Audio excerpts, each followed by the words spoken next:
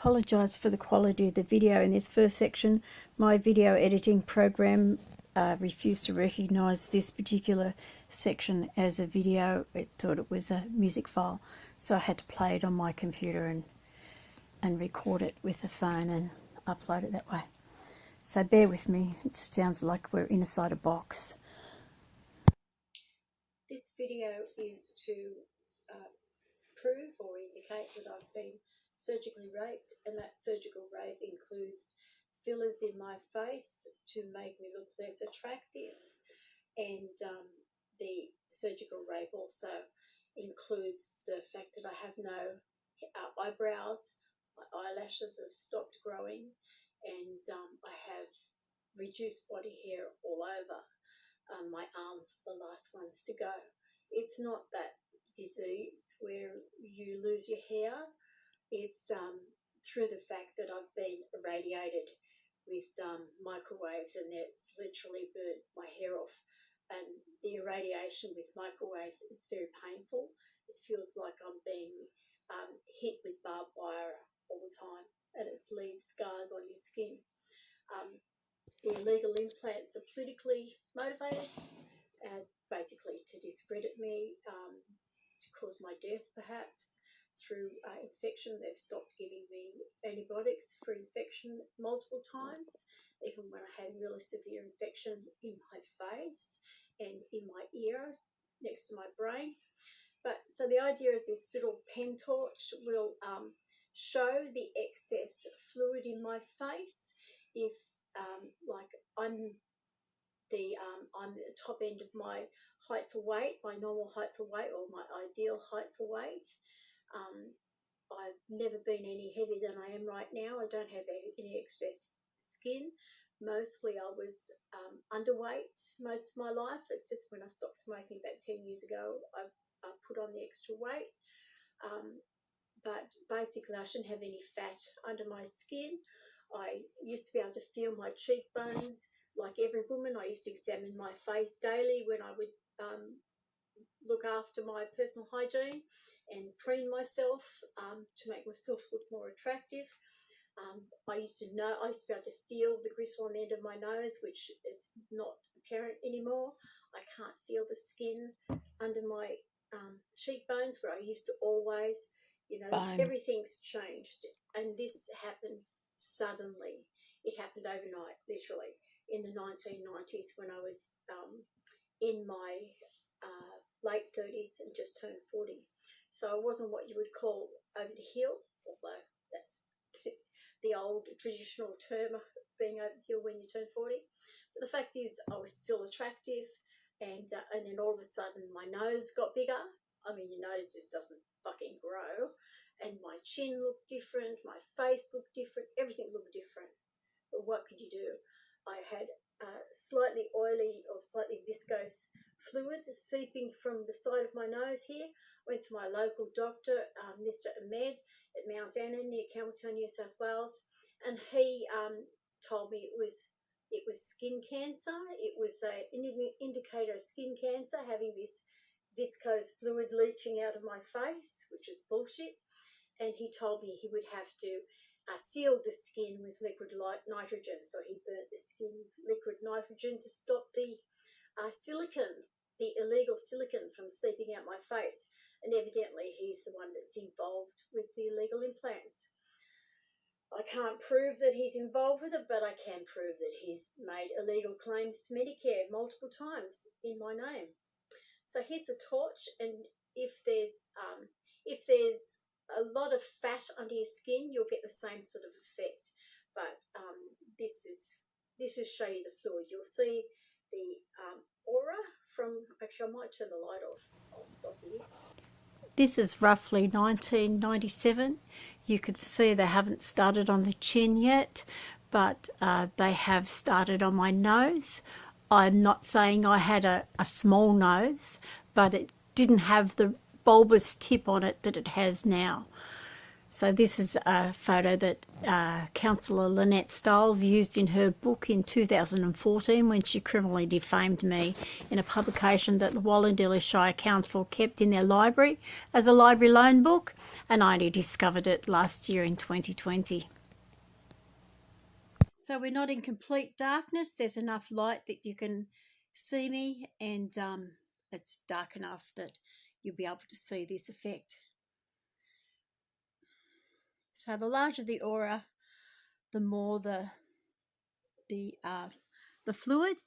As you can see, it's hard against the skin. That's if I pull it out. Hard against the skin. You can see how large it is. It's almost my entire cheek. It's like the same all over. It's a consistent amount all over. More concentrated there. And I feel the extra in my neck. I know you get extra flab as you get older, but not this much. That's my entire neck there. You do get extra sinking down here, but you don't. I'll show you later. You can see the aura there. When I smile, instead of having crow's feet, I have a crease from the bottom from my eyes right down to my mouth. And here's in the forehead.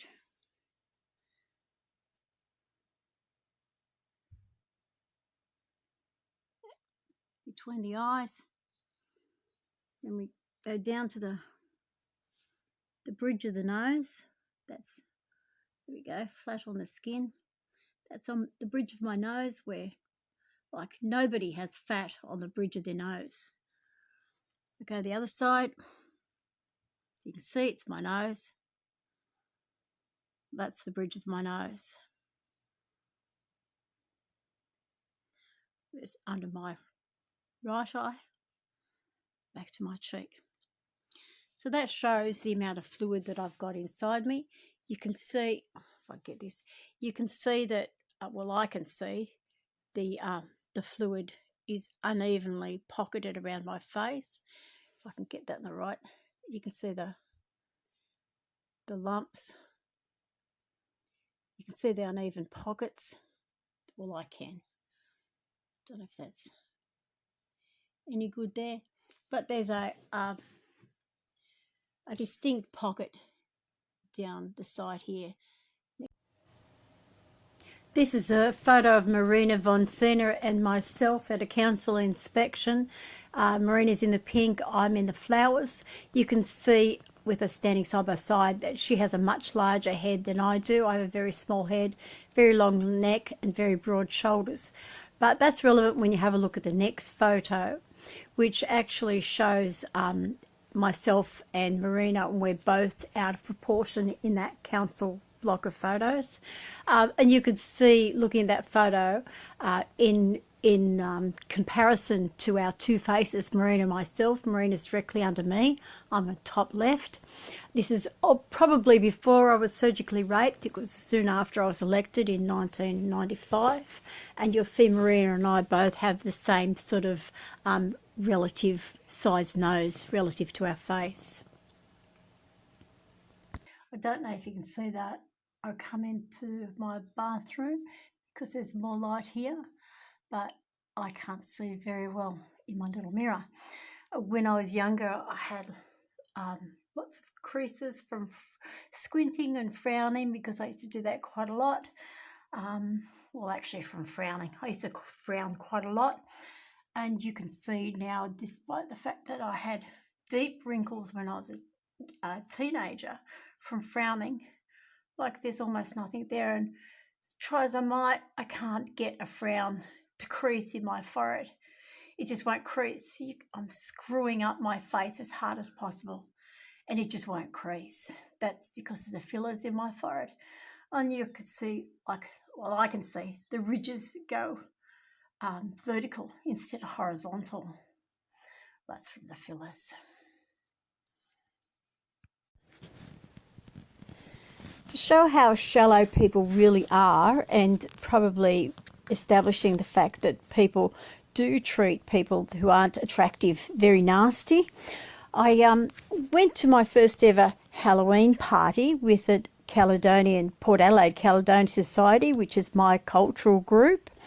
And I just sort of met them. I convinced my daughter to come with me, and we sort of got dressed up. I went all out, bought a witch costume, a hat, you know, the whole lot, the long grey wig and everything. And so we go to this place. Before I went, I said, like, are you a friendly group? You know, are you going to talk to us, you know, just mucking around? And they said, yeah, come along. So there was only one other big table there. There was my daughter and myself, and then this big table. So we walked in and sat down. Nobody invited us to come and join them over at their table or anything. They just sort of sat in the other corner talking the whole time. And anyway, we had our meal, laughed and joked, carried on. And towards the end, this mature woman, like not as old as me, but getting close, came up to me and made a comment that she didn't comment on my costume, right? Somebody else did, said it looked good. But this particular woman made the comment that my face matched my costume, right? Not those exact words, but that was the whole crux of it. And then she giggled and ran off like a school child.